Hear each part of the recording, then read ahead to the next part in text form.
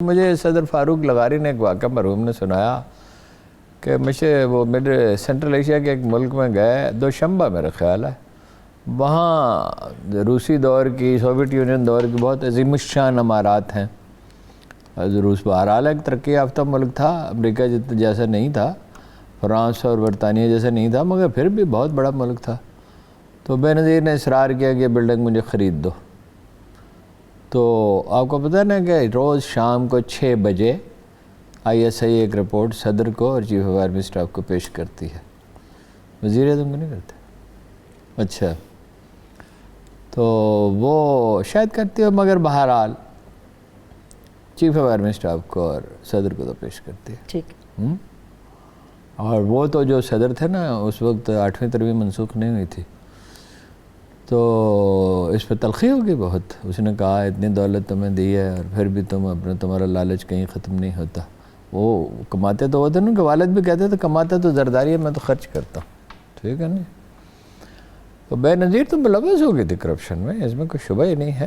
باقی آپ شہید جس کو کہنا چاہیں کہیں، کہ کسی کو کہتا ہے میں کہہ رہا تھا، شہید کی تو قرآن مجید یہ ڈیفینیشن یہ دیتا ہے، من یقتل فی سبیل اللہ، جو اللہ کی راہ میں مارا گیا، جو اقتدار کی جنگ میں مارا گیا، وہ آپ اپنا اس کو مرحوم کریں، اللہ اس کی مغفرت کرے۔ مطلب یہ ہے کہ جو آدمی اس دنیا میں نہیں ہے اس کے لیے کوئی بری بات تو نہیں کہنی چاہیے، نہ اس سے کوئی اناد ہونا چاہیے، لیکن تاریخ کا معاملہ ہے، اگر آپ تجزیہ غلط کریں گے بڑی خرابی ہو جائے گی۔ تاریخ میں ان کی غلطیاں کیا ہیں؟ دیکھیں غلطیاں ان کی بے شمار ہیں، BBC پہ جائیں، BBC اردو پہ بتائیں گے بھٹو کی کون سی غلطیاں ہیں۔ وہ انہوں نے کبھی وہ پروگرام ہٹایا ہی نہیں، مستقل برقرار رکھا ہے اسے، کہ جس کی وجہ سے فوجی اقتدار کی راہ ہموار ہوئی۔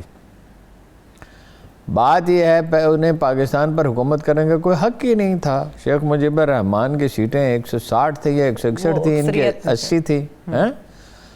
باقی تو ابھی انتخاب ہونا تھا نا، جو اقلیتوں کا، خواتین کا، یہ وہ تو اس وقت بھی تھا۔ مطلب یہ کہ ابھی آئین تو نہیں بنا تھا، آئین تو بنانا تھا۔ وہ بھٹو سے یحییٰ خان سے مل گئے، انہوں نے اس کو اقتدار منتقل نہیں ہوتا، ٹانگیں توڑ دیں گے۔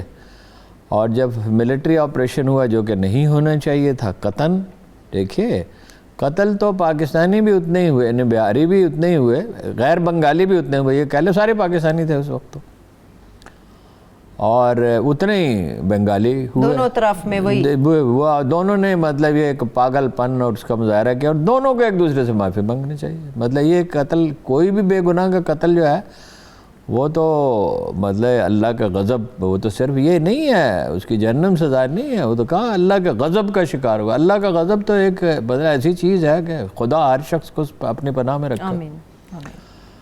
تو وہ انہوں نے کہا پاکستان، خدا کا شکر ہے پاکستان بچ گیا، جس کے وہ ذمہ دار تھے، یحییٰ خان ذمہ دار تھا، شیخ مجیب الرحمان بھی ذمہ دار تھا۔ شیخ مجیب الرحمان صبر کرتا، آرام سے بیٹھا رہتا تو اقتدار تو اسی کو منتقل ہونا تھا۔ یحییٰ خان صدر کے پورے اختیارات چاہتے تھے، یہ چاہتے تھے کہ صوبوں کے اختیارات زیادہ ہوں۔ ٹھیک۔ اب بھٹو صاحب ایوب خان کے زمانے میں تو صوبوں کے اختیارات کا نام ہی نہیں لیتے تھے، اور اب وہ چاہتے تھے کہ بھئی ان کا حصہ ہو اقتدار میں، صوبوں کا زیادہ، مگر کن صوبوں کا؟ مشرقی پاکستان کا نہیں، پنجاب اور سندھ کا۔ میں نے خود اپنے کانوں سے انہیں یہ کہتے سنا، میں رپورٹنگ کرتا تھا کہ سندھ اقتدار کا سرچشمہ سندھ اور پنجاب ہے، اور ان کی چابیاں میری جیب میں ہیں۔ اچھا، سندھ اور پنجاب کی تو واقعی چابیاں ان کی جیب میں تھیں، لیکن اکثریت تو ان کو نہیں تھی نا۔ اکثریت تو دیکھیں نا، وہ تھی پہلے زیادتی ان کے ساتھ یہ کی پیرٹی کا مطلب ہے دونوں صوبوں علاقوں ملک کے دونوں حصوں کی سیٹیں ایک برابر ہوں گی۔ ایک برابر کیسے ہوں گی جی؟ بالغ رائے دے گی، ایک آدمی کا ایک ووٹ ہے، قائد اعظم نے تو نہیں کی پیرٹی، برابری پہ کیسا پھر ہو سکتا؟ تو براد حکومت کا حق تو ان کا تھا نا۔ اگر وہاں سے اکثریت لے کوئی، یا پارٹیاں ایسی ہوتی ہیں۔ 1 اکتوبر 1970 کو سید ابوالعلا مودودی نے موچی دروازے کے جلسے میں کہا اگر عوامی لیگ اور پیپلز پارٹی جیت گئیں تو ملک متحد نہیں رہ سکے گا، لیکن کوئی پیسی پارٹی تھی نہیں، انہوں نے ادھر نہیں اپنا کام کیا۔ یہ افغانستان میں اب یہی ہو رہا ہے نا، کہ کچھ نے پشتون بیلٹ کے لیڈر ہیں اور کچھ جو ہیں وہ شمال کے لیڈر ہیں، بلکہ وہ تو بہت ہی منقسم ہے، بستی افغانستان کے الگ ہیں، ترکمانوں کے الگ ہیں، تاجکوں کے الگ ہیں، تو اسی سے خرابی پیدا ہوتی ہے نا۔ ایک آئین ایک سوشل کانٹریکٹ ہوتا ہے, مگر وہ دیا ہارون صاحب, وہ تو ایک کامیابی سوشل کانٹریکٹ تھا نا, تو وہ اس کے تحت اس کو حق تھا, شیخ مجیب کو اقتدار ملنا چاہیے تھا. میڈیا پابند تھا, یحییٰ خان کے دور میں بھی, ایوب خان کے دور میں بھی, بھٹو کے دور میں بھی, ضیاء الحق کے دور میں بھی.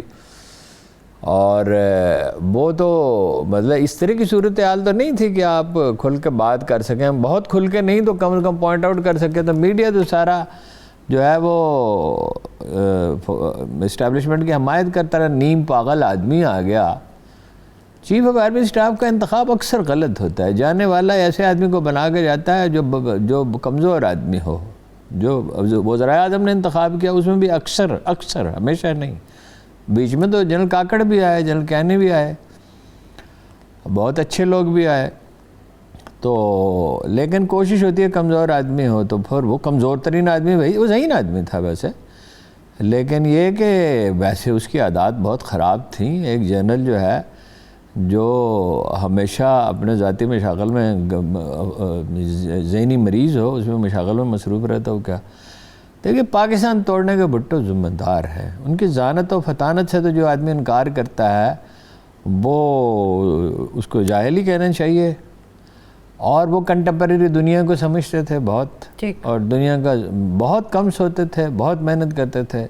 کابل گئے تو پتہ چلا کہ وہ ایک دن رات کو وہ بڑے پریشان ہو گئے. کابل کے دورے پہ بھٹو جب گئے تھے, صدارتی عملہ جو ہے کہ وہ رات کو 2-3 بجے بتی چل رہی تھی, وہ بڑے پریشان ہوئے کہ کیا ہو رہا ہے. اور انہوں نے بڑی آہستگی سے دست دے کے پوچھا تو وہ پورا لباس پہنے ہوئے کام کر رہے تھے, اور بہت تیزی سے پڑھتے تھے, بہت کام کرتے تھے, فائلیں پڑھتے تھے. ان کے بارے میں یہ کہا جاتا ہے بڑی توانائی بہت تھی. ہم لوگ ینگ ہونے کے باوجود, وہ بھی ینگ ہی تھے خیر, ہم تھک جاتے تھے ان کی کوریج کرتے کرتے. وہ جلوس لے کے نکلتے تھے اور پورا شہر گھوم جاتے تھے. 73 کا آئین کتنی بڑی کامیابی ہے ہارون صاحب. میں ان کی کامیابیاں گنواتا ہوں آپ کو. دیکھیں, یہ کیا انہوں نے, ایک مخالفین پہ ظلم و ستم کیا, قتل کرایا ڈاکٹر نذیر کو, اب مولانا شمس الدین کو, اپنا خواجہ رفیق کو اگر انہوں نے خود قتل نہیں کرا سعد رفیق کے والد کو, تو کم از کم یہ ہے کہ اس کی انکوائری نہیں ہونے دی. اور چودھری ظہور علیہ کے قتل کا حکم دیا, جو گورنر نے خود مجھے بتایا, اکبر بگٹی نے, کہ میں نے انکار کر دیا. اچھا, 329 آدمی ان کے خلاف تحریک میں قتل ہوئے, جس کا انہیں کوئی افسوس نہیں تھا. ان کی کتاب میں کوئی اس میں نظر نہیں آتا. دلائی کیمپ میں اپنے ساتھیوں کو رکھا, شاہی قلعے میں حنیف رائمے کو رکھا, تاج پورہ کے جلسہ عام پہ حملہ کیا, اور 23 مارچ 1973 کو اپوزیشن کے جلسہ عام پہ حملہ کیا. میں وہاں اسٹیج پہ موجود تھا. اس میں 9 آدمی ANP کے مارے گئے, اور اجمل خٹک بھاگ کر چلے گئے, افغانستان چلے گئے, اور ولی خان نے بڑے تحمل کا مظاہرہ کیا اس وقت. اچھا, وہ قتل وتل کرانا تو ان کے لیے کوئی چیز نہیں تھی. اور جن 2 آدمی کو انہوں نے اپنے جانشین نامزد کیا تھا, مصطفیٰ کھر اور دوسرے وہ کراچی کے کیا تھے, انہیں اپنا دونوں کو مطلب یہ ہے کہ ان کی توہین اور تذلیل کی. اپنے سیکرٹری جنرل جے رحیم کو پٹوایا, ملک سلیمان کو پٹوایا. مقابلہ خود بھی منتخب ہوئے آئندہ الیکشن میں 77 میں, ان کے 4 وزراء اعلیٰ بھی بلا مقابلت. وہ کوئی جمہوری آدمی نے آئین بنایا, مگر اس میں اگلے ہی دن جو بہت بڑا کارنامہ تھا, آئین بہت اچھا تھا. ایک بریک سے واپس آ کے مزید بات کر لیتے ہیں ہارون صاحب. ایک بریک لے لیتے ہیں, بریک سے واپس آئیں گے تو